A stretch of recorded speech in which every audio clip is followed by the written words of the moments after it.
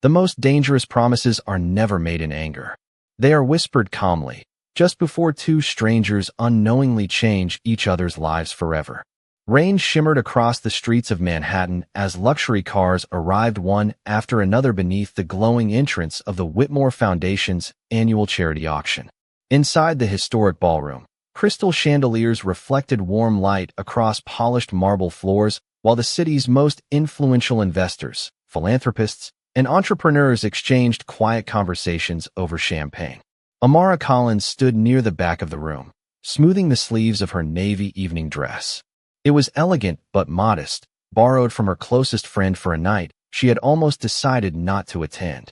Her family's architecture firm, founded decades earlier by her late father, had only weeks left before bankruptcy. Every bank had declined another extension. Every investor had politely walked away. Tonight represented one final chance to meet someone willing to believe in a company that no longer appeared worth saving. Across the ballroom, Ethan Whitmore remained almost invisible despite being one of the wealthiest people in the room. At 37, the reserved millionaire rarely attended public events unless his foundation required it. He preferred blueprints to interviews, board meetings to celebrations, and silence to unnecessary conversation. His success had earned admiration. His distance had earned mystery. Neither expected their lives to intersect.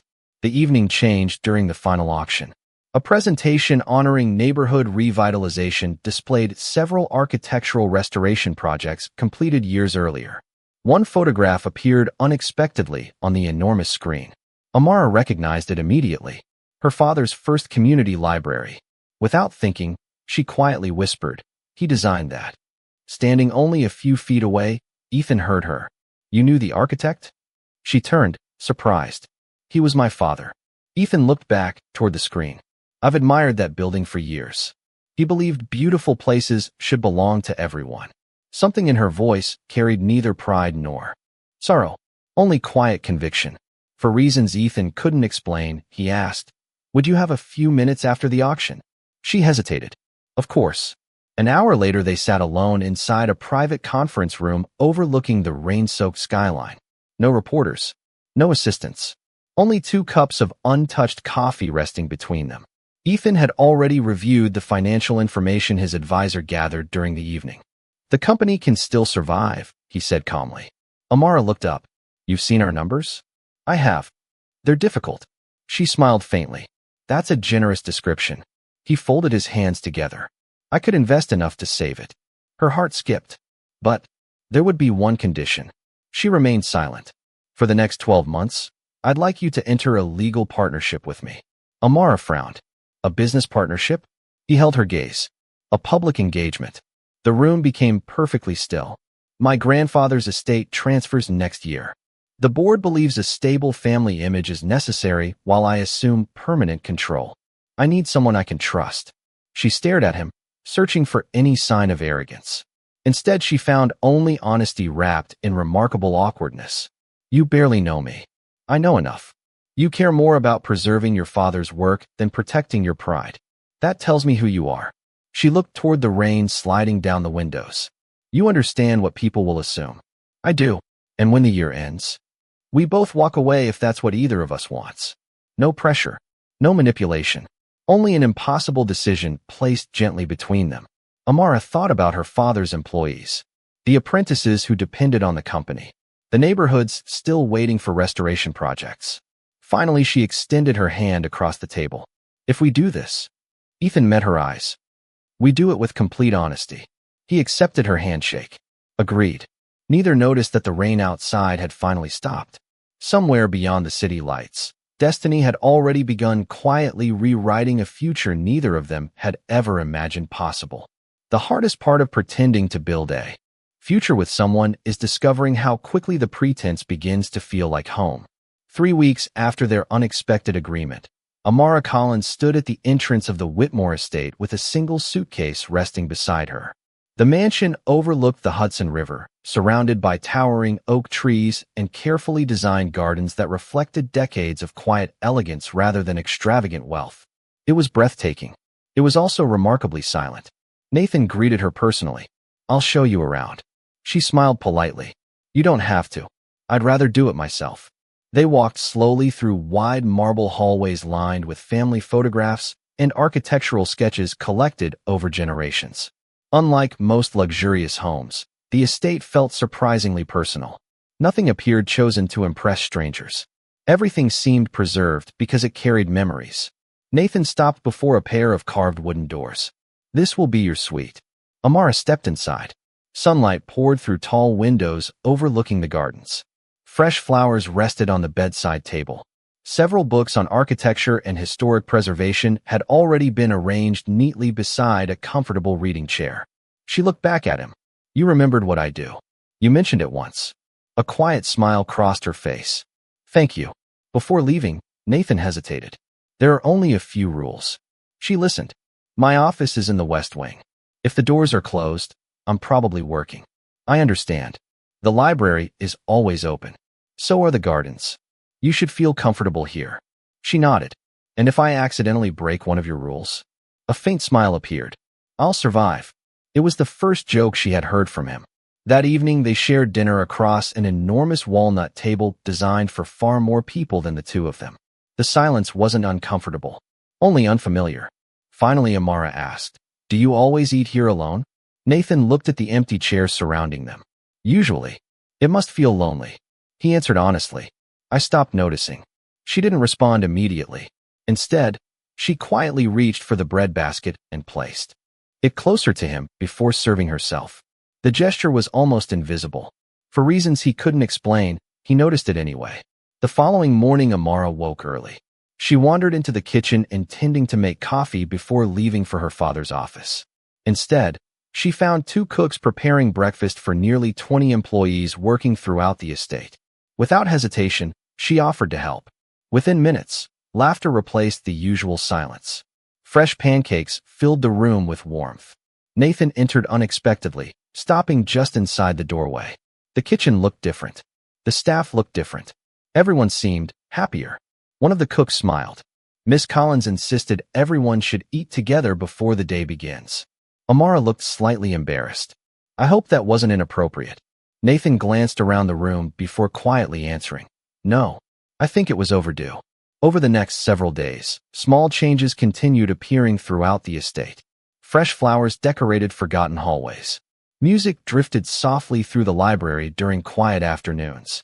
The elderly groundskeeper laughed more often after Amara began joining him for morning walks through the gardens, asking about every tree Nathan's grandparents had planted decades earlier. Nathan observed everything without saying much. Late one rainy evening, he returned home after 12 exhausting hours negotiating a commercial redevelopment project. As he entered the library, he found Amara asleep in an armchair. Architectural drawings rested across her lap beside an unfinished cup of tea. A reading lamp cast warm light across the room. She looked peaceful. Carefully, he lifted a folded blanket from the nearby sofa and placed it gently over her shoulders. She stirred slightly, but didn't wake. Nathan remained there for only a moment before quietly turning toward the door. Then he noticed something he hadn't expected. For the first time in years, returning home no longer felt like arriving at an empty house. Somehow, without either of them trying, two strangers living under one carefully written agreement had already begun creating something that neither contracts nor signatures could ever fully explain. Sometimes love doesn't begin with a confession. It begins the moment someone quietly notices the goodness you never tried to display. By early autumn, life inside the Whitmore estate had settled into a comfortable rhythm that neither Ethan nor Amara had expected. The agreement remained exactly what it had always been on paper. 1 year. Mutual respect. No promises beyond its expiration. Yet every ordinary day made those carefully written boundaries feel increasingly difficult to define. Most mornings began before sunrise. Amara often found Ethan already seated in the library with a cup of black coffee, reviewing architectural proposals before the city awoke. She eventually stopped asking permission to join him. Instead, she simply prepared her tea, selected a nearby chair, and worked quietly on restoration sketches for neighborhood schools. Words were unnecessary. Their silence had become strangely companionable. One afternoon, Ethan invited her to accompany him to inspect a redevelopment project in Brooklyn. As their car passed abandoned factories and aging brick buildings, Amara studied the neighborhood carefully.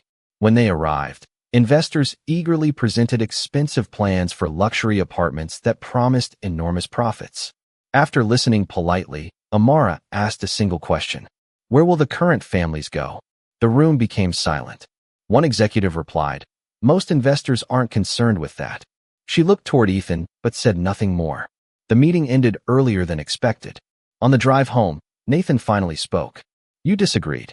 I wasn't trying to embarrass anyone. I know. She watched the city pass outside the window. My father believed architecture should improve people's lives, not simply increase property values. Nathan nodded slowly. I've been thinking the same thing. The following week, revised blueprints included affordable housing, public gardens, and a neighborhood learning center. None of the executives knew whose question had changed the entire project. Amara never mentioned it again.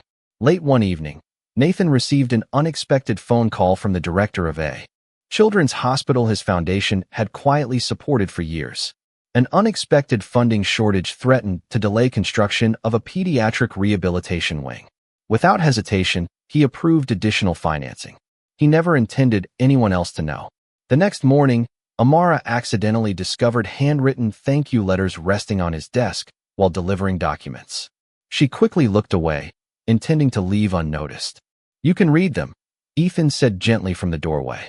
She hesitated. I wasn't trying to invade your privacy. I know. She picked up one letter. A young patient had drawn a picture of a new therapy garden, thanking an anonymous donor for helping children learn to walk again. When she finished reading, her eyes shimmered. You never told anyone. It wasn't about being noticed. She looked at him differently. So the man everyone calls emotionally distant spends millions making children's lives better without attaching his name. He shrugged almost awkwardly. It seemed like the right thing to do. For several seconds, neither spoke. Then Amara smiled. I think people misunderstand you. Nathan answered quietly. I've probably made that easy. That evening, she invited him to visit the community workshop where her father's former employees were restoring historical blueprints. The aging craftsman welcomed Ethan warmly despite knowing exactly who he was. One elderly designer placed weathered drawings into Ethan's hands. Her father always believed buildings should protect hope. Nathan studied the faded pencil lines with unexpected admiration. Later, as they drove home beneath glowing city lights, he finally understood something that had quietly changed inside him. He had spent years investing in remarkable buildings. Amara invested in remarkable people. The difference was impossible to ignore. As the estate appeared beyond the trees, Ethan realized the contract had accomplished something neither legal document had ever intended. It had introduced him to someone whose kindness quietly reshaped every decision he now made. Neither of them dared call it love. Not yet. But somewhere beneath countless ordinary conversations, shared mornings, and silent acts of compassion, something far stronger than obligation had already begun taking root, something that would soon be tested in a way neither of them could possibly foresee. A single act of courage can reveal a love that months of quiet devotion never dared to confess.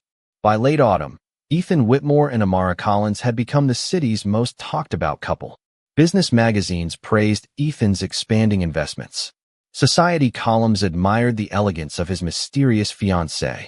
Only the two of them knew their relationship had begun with carefully negotiated signatures instead of romance. Yet every passing day made the difference feel smaller. One November evening, the Whitmore Foundation hosted its annual benefit gala inside one of Manhattan's oldest luxury hotels. Crystal chandeliers illuminated the grand ballroom, while a string quartet filled the room with soft classical music. Political leaders, philanthropists, architects, and executives gathered beneath towering ceilings decorated with gold leaf and hand-painted murals. Amara entered beside Ethan wearing a deep emerald evening gown that reflected quiet sophistication rather than extravagance. She carried herself with calm confidence, greeting every guest with genuine warmth. Nathan noticed how naturally she remembered names, asked thoughtful questions, and made every conversation feel personal. People smiled more when speaking with her. He found himself smiling more as well. As dinner concluded, several influential investors gathered near the terrace overlooking Central Park. Their conversation drifted toward urban redevelopment and philanthropic partnerships. One executive glanced briefly toward Amara before speaking with a courteous smile that failed to hide its meaning. I must admit, Ethan's engagement surprised many of us. Another guest nodded. It certainly isn't the match most people expected. A woman quietly added, backgrounds like hers don't usually become part of families like yours. The words remained polite. Their meaning did not. The conversation fell silent. Amara had heard every sentence. Years of dignity had taught her not every prejudice deserved an argument. She simply lifted her glass, preparing to excuse herself. Before she could move, Ethan spoke. I'd like to correct something. Every conversation nearby stopped. His voice remained calm. My family has spent generations building remarkable buildings.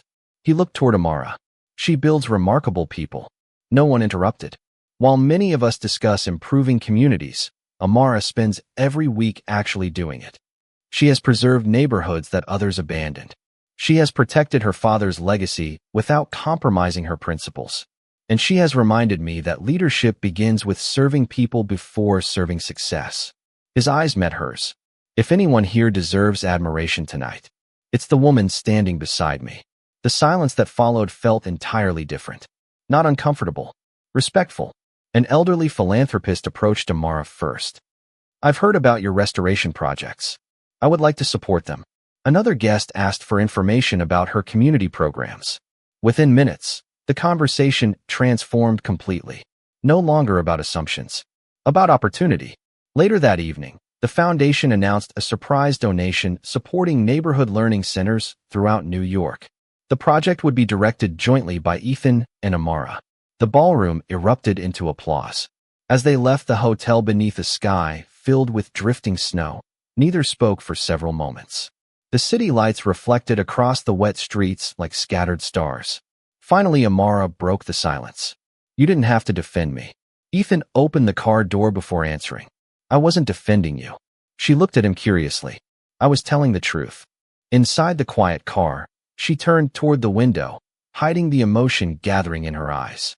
For months, she had believed kindness defined Ethan. Tonight, she discovered something even rarer. He possessed the courage to protect another person's dignity without raising his voice or asking for recognition. As the Whitmore estate appeared beyond the iron gates, Ethan realized he could no longer pretend this was simply a carefully managed agreement.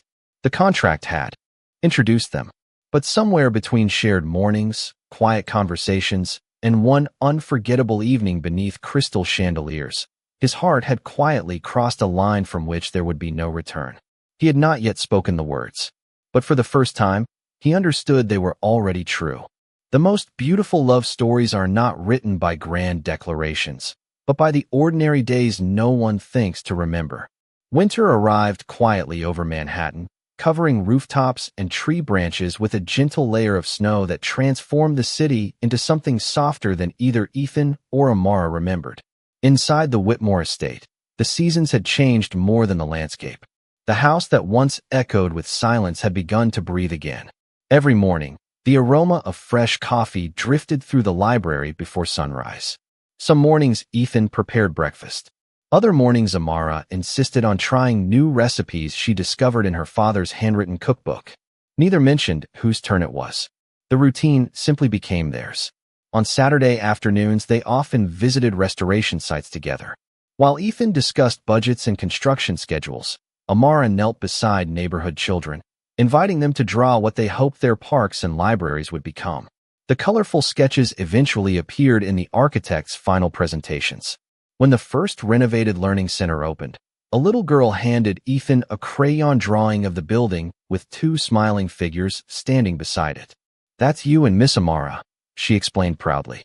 Ethan accepted the picture with unexpected care. Later that evening, he quietly placed it inside the drawer of his office desk rather than throwing it away with the day's paperwork. It remained there.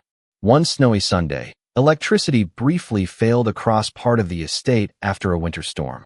Without television or computers, they gathered in the library beside the fireplace. Amara found an old chessboard hidden beneath a cabinet. You play? She asked. Barely. She smiled. Perfect. I only know enough to lose gracefully. For nearly 2 hours they laughed over forgotten rules, impossible strategies, and playful disagreements about whose move it actually was. Nathan lost 3 consecutive games. "I think you're pretending not to be competitive," he said. "I learned from my father. He believed games were supposed to make people laugh." Nathan looked into the fire. "I wish I had met him." "So do I." Her voice carried both sadness and gratitude.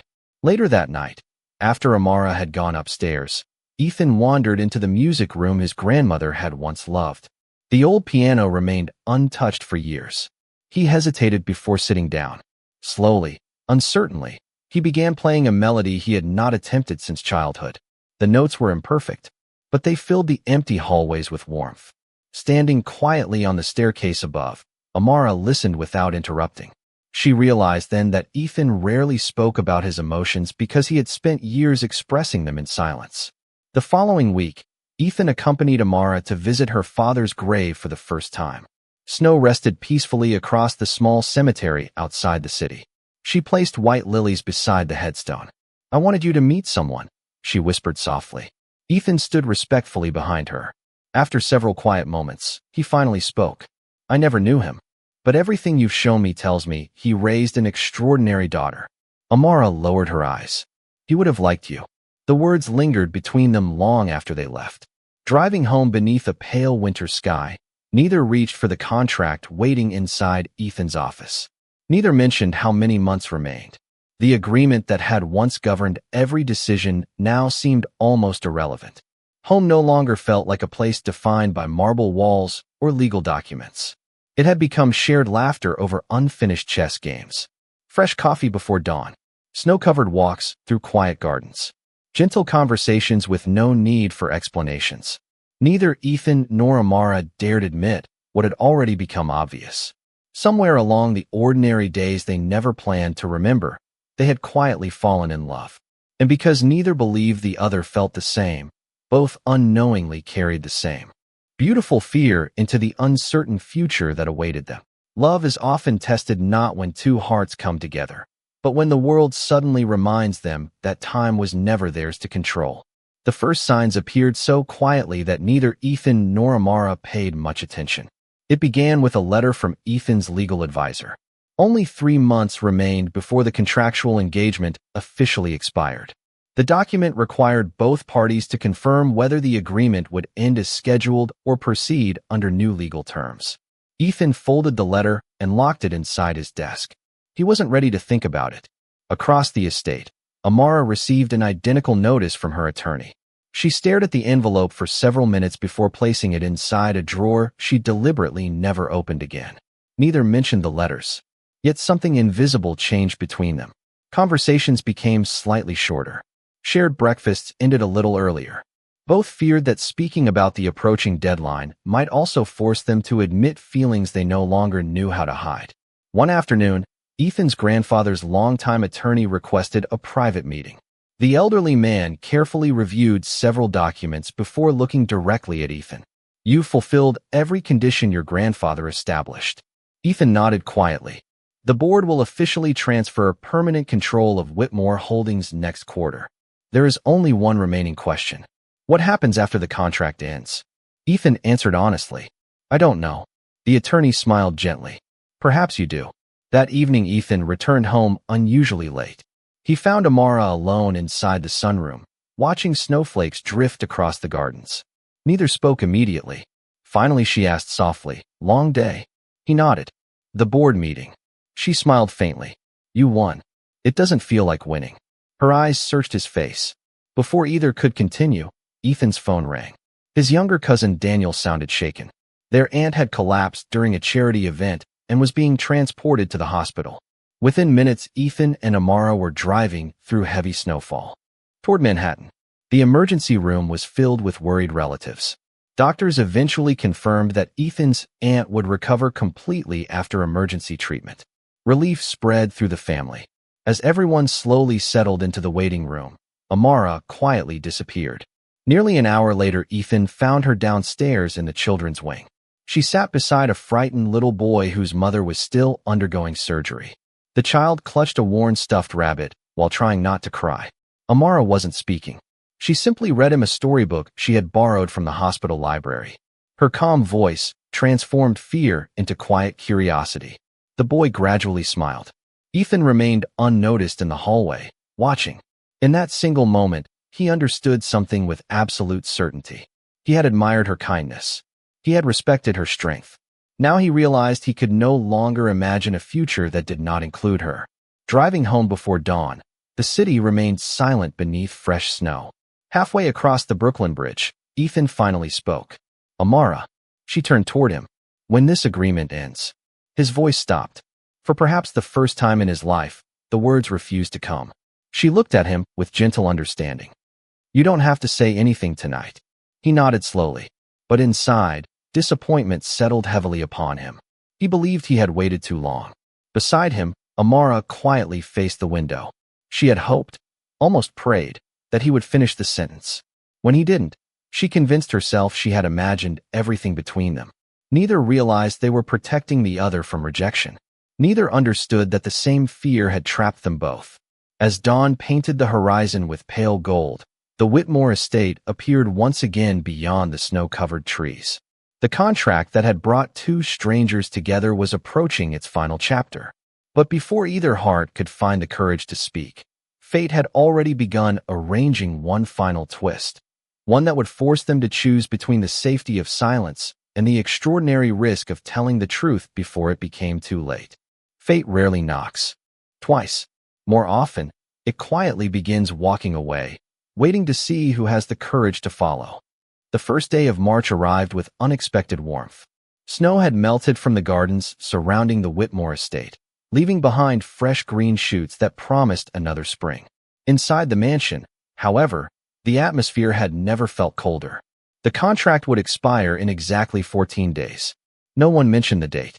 No one needed to. It lingered silently in every unfinished conversation and every glance that ended too soon. One afternoon, Amara received an unexpected invitation from the Board of Historic Preservation. Months earlier, Ethan had quietly recommended her to lead the restoration of one of New York's oldest public libraries. After several rounds of evaluation, the committee had reached its decision. The position came with national recognition. It also required relocating to Boston for at least 3 years. She read the letter twice before carefully folding it. It was everything she had once dreamed of, yet instead of excitement, an unfamiliar ache settled in her heart. That evening, Ethan noticed the unopened envelope resting beside her untouched dinner. You seem distracted. She offered a small smile. Just thinking. He respected her silence. The next morning, while reviewing foundation reports, Ethan accidentally overheard 2 board members discussing the announcement. I heard Miss Collins accepted the Boston appointment. It starts next month. The word struck him with surprising force. He looked up immediately. Accepted. So we've been told. The meeting continued. Ethan heard almost nothing afterward. For the first time in years, numbers, contracts, and investment projections became meaningless. Later that afternoon, he drove alone to the Riverside Park where he often walked when difficult decisions refused to become clear. An elderly gardener recognized him from previous visits. You look troubled today. Ethan smiled politely. I may be losing someone important. The gardener carefully trimmed a rose bush before answering. Did you tell her that? No. Why not? Ethan stared across the water. I wasn't sure she felt the same. The old man chuckled softly. My wife and I almost married different people because each believed the other wasn't interested. He placed the pruning shears aside. Love has ended for stranger reasons than honesty. Meanwhile, back at the estate, Amara packed several books into a cardboard box. Not because she had accepted the position, because she feared she eventually would. Remaining in a place where her heart could never fully belong seemed even harder. As she closed the final box, she noticed the folded contract lying beneath a stack of architectural sketches. She opened it one last time. Every condition had been fulfilled. Every obligation completed. Somehow, the legal document that once felt overwhelming now appeared painfully empty. Just then, a familiar melody drifted softly through the hallway. Piano music. She followed the sound into the music room. Ethan sat alone before the old piano, playing the same imperfect piece she had secretly listened to months earlier. This time he didn't stop when he noticed her. He finished the final note before quietly speaking. I heard about Boston. She looked down.